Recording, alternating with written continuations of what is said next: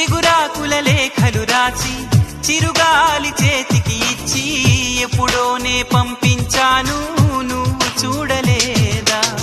నా మనసే పడవగా చేసి కలలన్నీ అలలుగా చేసి ఎప్పుడోనే పంపించాను నిన్ను చేరలేదా?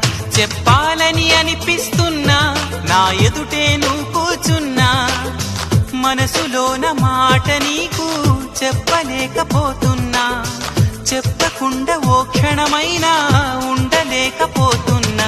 ఎలా చెప్పనమ్మా నాలోని ప్రేమని, ఎలా చూపనమ్మా నా ప్రేమను అని. అవునని అంటావో మరి కాదని